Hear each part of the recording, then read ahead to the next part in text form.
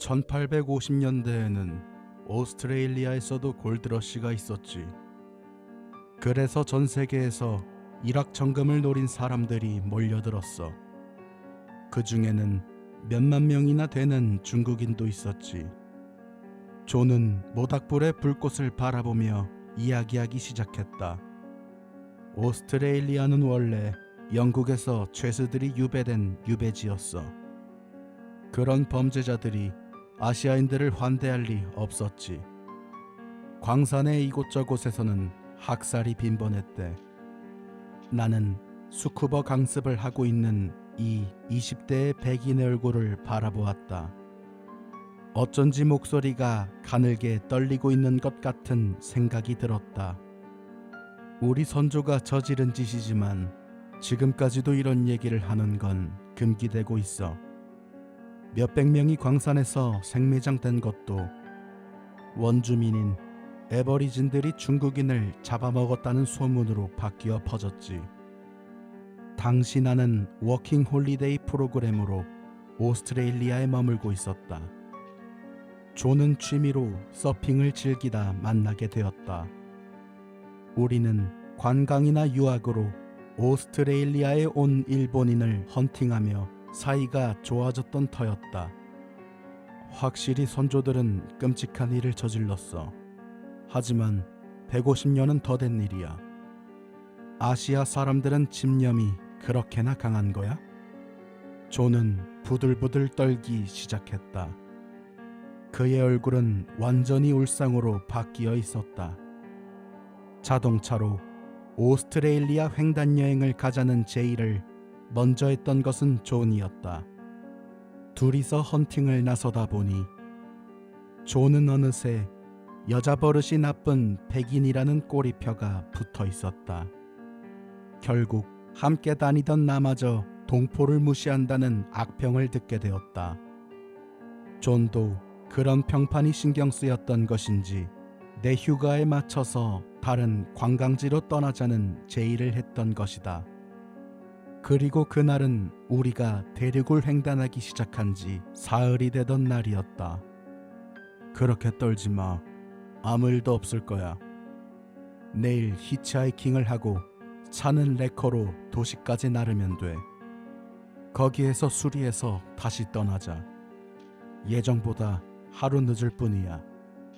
그렇게 말했지만 나 역시 존과 비슷한 두려움을 느끼고 있었다.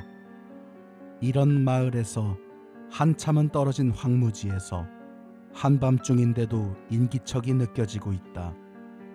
어쩌면 이것은 현실이 아니라 꿈일지도 모른다고 믿고 싶었다. 야, 아시아 사람들은 이럴 때 뭐라고 기도를 하냐? 기독교인처럼 신에게 빌기라도 하는 거야? 존의 말에 고개를 들자 나도 모르게 온몸의 오한이 일었다. 흔들거리며 불타는 모닥불의 불빛에 너덜너덜한 옷을 걸친 광부들의 모습이 스르륵 떠올랐다. 그것도 한 명이 아니다. 도저히 셀 수 없을 정도로 수가 많다. 야, 그놈들이 더 이상 가까이 다가오지 않도록 기도해줘. 우리는 같이 고개를 숙이고 눈을 감고 숨을 죽였다. 나는 손을 모아서 정신없이 알고 있는 경을 읊었다. 죽고 싶지 않아. 그 한마디 외침만을 남긴 채 존은 누군가에게 질질 끌려갔다. 나는 필사적으로 계속 경을 외쳤다. 도대체 그날 내가 보았던 것이 무엇이었는지는 나는 아직도 알지 못한다. 눈을 꽉 감고 있던 내 얼굴을 그것이 유심히 바라보았던 것은 확실하다. 엄청난 악취가 풍겼고 손가락이 몇 번 내 코를 스쳤던 것 같다. 나는 밤새 한숨도 자지 못했고 아침에 운 좋게 히치하이킹을 해서 마을로 갈 수 있었다. 나는 그대로 그 마을의 경찰서에 달려가 신고했다.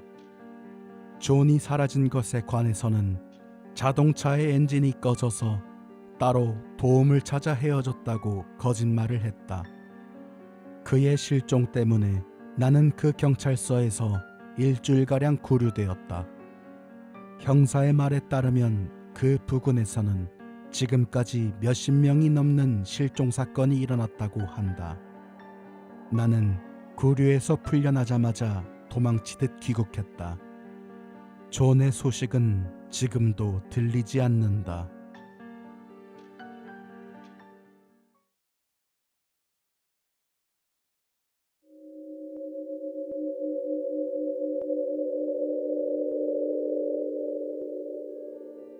어렸을 때 친구에게 들었던 이야기다.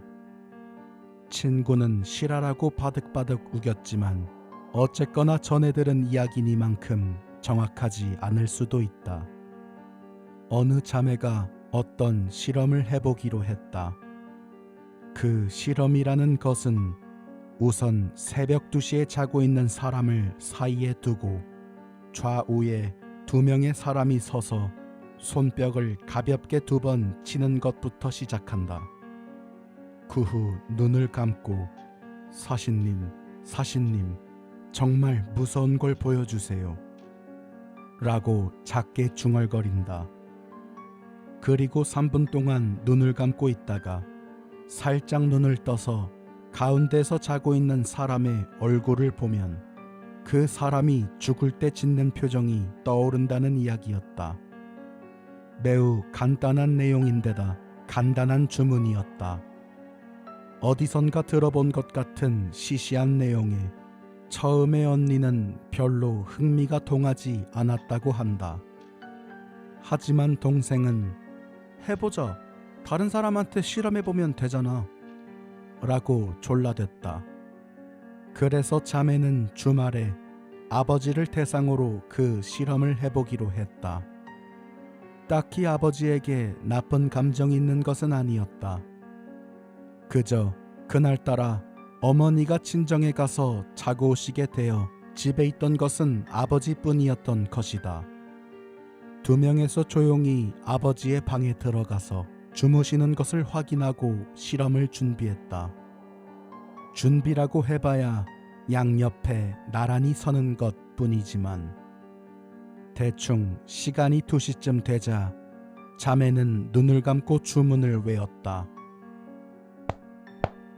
사신님, 사신님, 정말 무서운 걸 보여주세요. 그 이야기를 진심으로 믿고 있던 동생은 무서워하면서도 두근거리며 그저 도와주고 있던 언니는 냉정하게 3분을 기다렸다. 이윽고 3분이 지났다는 것을 알리는 휴대폰 알람의 진동이 울렸다. 그들은 동시에 눈을 떴다. 하지만 아버지의 얼굴은 평소와 같았다. 거봐, 소문은 다 이런 거야. 이제 해봤으니까 빨리 자자. 그래서 2 사람은 자기 방으로 돌아가 그대로 잠에 빠졌다.